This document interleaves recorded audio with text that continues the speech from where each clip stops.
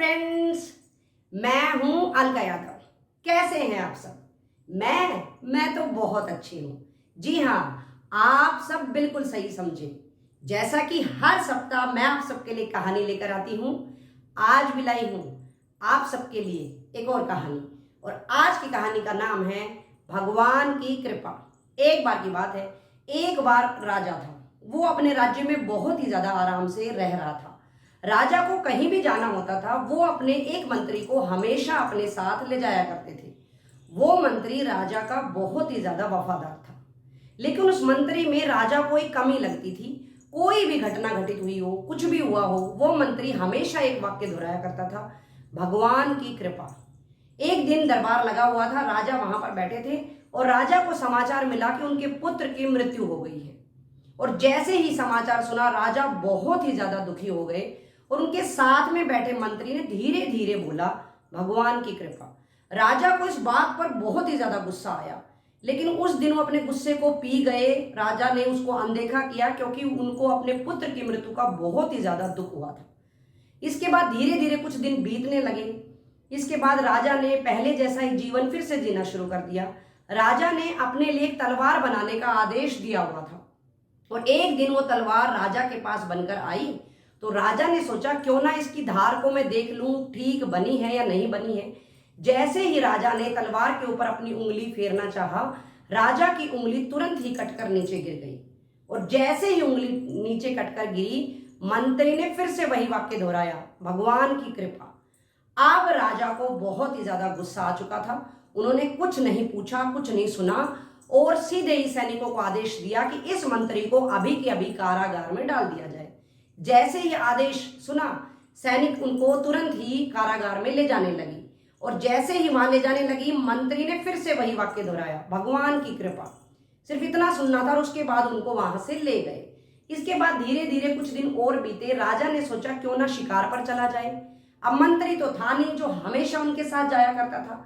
राजा ने सोचा, कुछ दूसरे सैनिकों को मैं अपने साथ ले लेता हूं। इस तरह से राजा उस दिन शिकार के लिए निकल गए। जैसे जैसे राजा आगे बढ़े, सैनिक उनका पीछे पीछे चल रहे थे।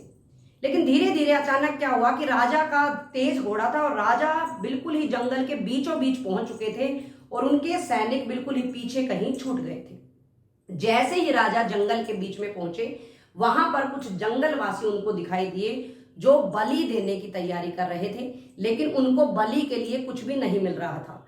जैसे ही उन्होंने राजा को देखा, तुरंत ही पकड़ लिया और उन्होंने कहा कि आज इसी की बलि दी जाएगी। सिर्फ इतना सुनना था कि राजा ने हाथ जोड़कर उनसे प्रार्थना करनी चाहिए कि आप लोग मुझे छोड़ दें, मेरी बलि ना दें। और जैसे ही राजा ने उनके सामने हाथ जोड़े, उनमें से किसी एक वनवासी ने देखा कि राजा की तो एक उंगली है ही नहीं। उसने तुरंत ही सबको बताया।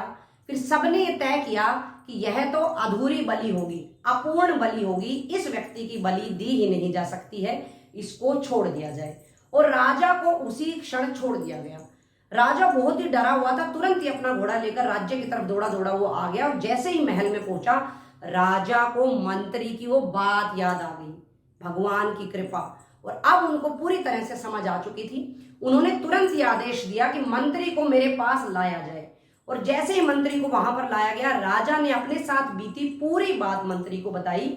और राजा ने कहा कि मुझे यह बात तो समझ आ गई है कि भगवान की मुझ पर कृपा कैसे हुई, और मेरी उंगली कट गई थी, मेरे ऊपर भगवान की कृपा हुई, नहीं तो आज मेरा गला कटा होता।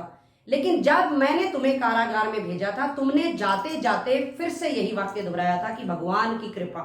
तो मुझे उस पंक्ति का अर्थ समझना है जो अभी तक समझ नहीं आया है, तुम मुझे उसके बारे में बताओ। सिर्फ इतना सुनना था कि मंत्री मुस्कुराने लगा। और मंत्री ने कहा, महाराज, मैं आपके साथ हर वक्त शिकार पर जाया करता था। आपकी उंगली कट चुकी थी, उस कारण से आपकी आज अधूरी बलि नहीं दी गई। और अगर मैं आज आपके साथ होता तो मैं था पूर्ण, आज मेरी बलि पूरी तरह से दी जाती। तो हुई ना मेरे ऊपर भी भगवान की कृपा। सिर्फ इतना सुनना था कि राजा को सब कुछ समझ आ चुका था। और राजा इतना खुश हुआ कि ना सिर्फ मंत्री का कारागार का जो समय था वो समाप्त किया, बल्कि मंत्री को बहुत सारा इनाम भी दिया। तो देखा बच्चों और दोस्तों, हमें भी इस छोटी सी कहानी से एक बहुत ही प्यारी शिक्षा मिलती है कि हम सब पर भी भगवान की कृपा बनी हुई है। जरूरत है तो विश्वास रखने की। हाँ, इस कहानी के माध्यम से मैं बच्चों को भी कहना चाहूंगी, अंधविश्वास कभी ना करें, विश्वास जरूर रखें, मेहनत करते रहें। ईश्वर की कृपा आप सब पर बनी रहेगी, क्योंकि भगवान भी उन्हीं की मदद करता है जो स्वयं की मदद करते हैं। तो आप सब लोग बिना फल की चिंता किए मेहनत करते रहिए, खुश रहिए, सुरक्षित रहिए, मेरी कहानियां यूं ही सुनते रहिए। एक दिन आप सब लोग जरूर सफल होंगे। एक और नई कहानी के साथ अगले सप्ताह फिर से मिलूंगी। तब तक के लिए नमस्कार।